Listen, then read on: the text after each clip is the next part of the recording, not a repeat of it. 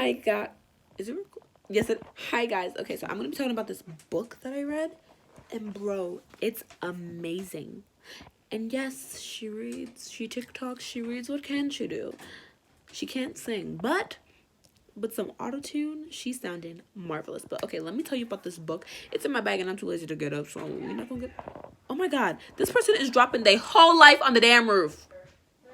God, God. I just had the biggest burp of my life, and it tastes like Greek salad, and we love Greek salad. But okay, so pretty much it's called The Prisoner of Tehran, and it's about a 16-year-old girl. I'm not 16, I'm 17, but a girl like me in Iran or Iraq, a city in one of those places. And she's like going like from a like regular, she knows she's a little Christian girl. She loves Jesus. She's not on her knees to she on her knees to pray. Like I am, and you should be too. So she, went from living a regular life. But then there's this revolution, this Muslim revolution. It was like, if you weren't Muslim, if you wore lipstick, if you wore, like, nails, if you did your eyebrows. I am in the middle of something. As I was saying, like, if you, like, were, like, weren't Muslim, if you didn't have something covering your head, you could get sentenced to life in prison. They could kill you because that's, like, kind of saying, like, oh, you're not following my religion? Okay, you're disrespecting it. But that was this time. This was, like, in the 1970s, 1980s. So this wasn't that long ago. This was before. This was after Hitler and all that stuff. This was after that. And nobody talked about this. I did not learn about this. I learned about this from the book. But, okay, so then all of that happens, right? And so she was in class one day in calculus. And this was when, like, the revolution was just kind of progressing. So, like, she had to wear, like, a thing over her head. And she had to wear, like, a long, like, dress. And so she was in class. And the calculus teacher was only talking about the revolution. And she was pro-revolution. She was like, oh, like, this should definitely be happening, da-da-da. So then my girl Marina, she said, can we actually learn about calculus? The teacher said, okay, if you don't like what I'm saying, then leave. So she left. And then the whole class followed her. Then the whole school followed her. And then she was put on this list to keep their eye off for her. So then they knock on her door and then arrested her. And she was supposed to be sentenced to death. She was supposed to die. But then one of the prison guards, actually, his name was Ali, he stopped her. This is actually just spoiling the book, but you should still read it. He swooped in, stopped her from being executed, right? And so then she goes back to the hotel, and then, like, all her friends are there from before. Like, they're all there. And, everyone's all sad, and it's all dirty, and it's really, like, a confined space. And pretty much, like, you fast forward, he forces her to be his wife. He said, I like it, so I'm forcing a ring on it. And so he forced her to be his wife, forced her to be Islam, convert religions, forced her to do other stuff. And so she was just, like, over it. Like, she wanted to die. She even got pregnant for him.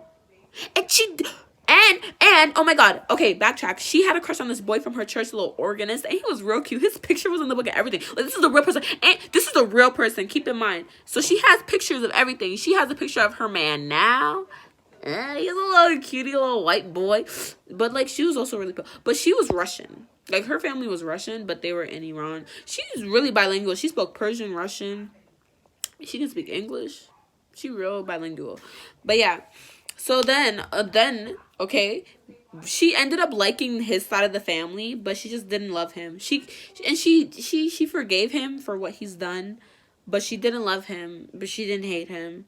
But then one day they were leaving his parents' house, and then she was about to get assassinated, both of them, but he pushed her out the way, and then he was on top of her. She was like, oh my god, what is that feeling on my leg? His blood was dripping on her, and she was because she doesn't love him, but that's still her husband. And you know what? He did a lot for her, because in prison, like, he's still not a good man, but in prison, his name was Ali, I said that. In prison, he, like, would let her go outside. He gave her outside food.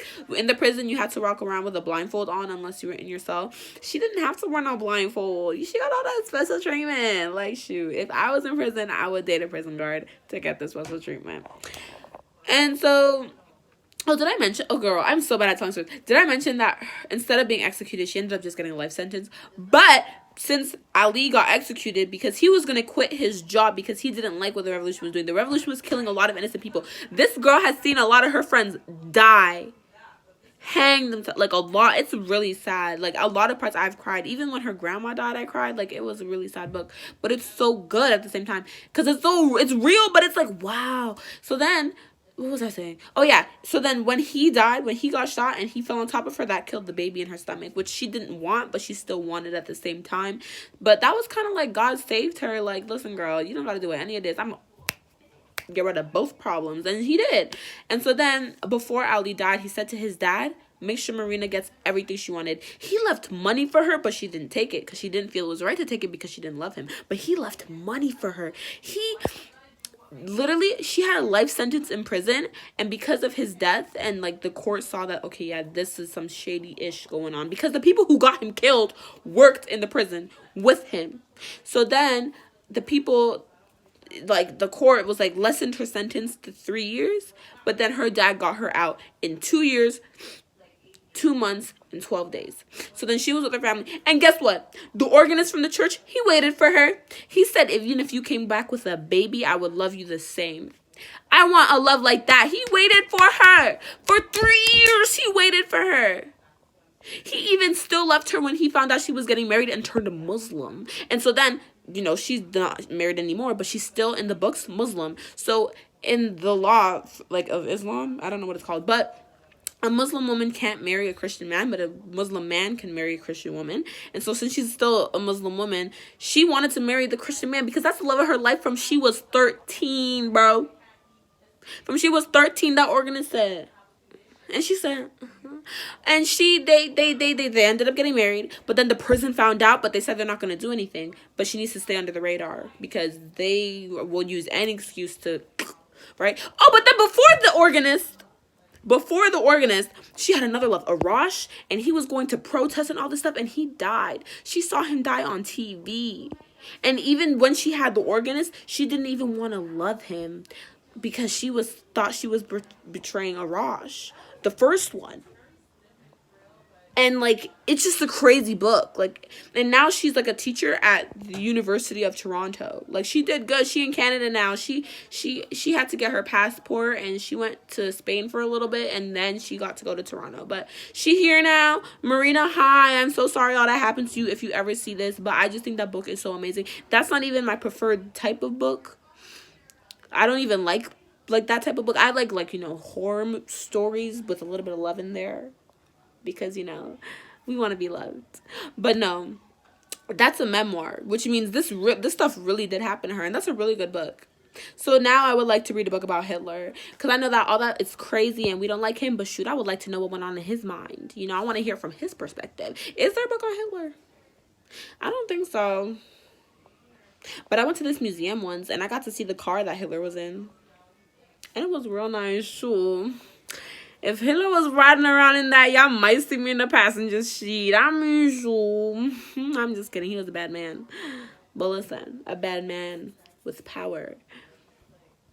That's it. That's all I have to say. But no, yeah, that's a really good book. I recommend you all to read it if you don't mind things getting a little bit graphic. Not because you can see it, but because it's very descriptive so you can imagine it. If you don't mind crying. You know, Prisoner of Tehran. Great book. 10 out of 10. 110% recommend. My teacher gave it to me. Gave it to the whole class. And we're reading it for like an assignment. Like a novel study. And we're supposed to read up to chapter 12. I spent 3 hours reading the whole book. I finished it. It was amazing. I loved it. And honestly, I was going to make a YouTube video just doing something else. But I needed to talk about this book because I love it. It's amazing. It's so good. And if y'all don't read here, this can be your first book. It's quite big. It's rather big. But also my reading level is quite advanced. So not to brag. Not to brag or anything. Not to toot my own horn. But a toot. Not to dust the dirt on my, yes, I kind of pushed it there. I did this, I reached, gotta bring it back down. Okay, anyway, that's all for today's video. I never asked this, but like, comment, subscribe, because a lot of y'all, I look at the statistics, the analytics, and a lot of y'all watching not subscribed. So don't hit on the grind and do that. Subscribe, like, comment, share with your friends and the family, you know, all that. Bye.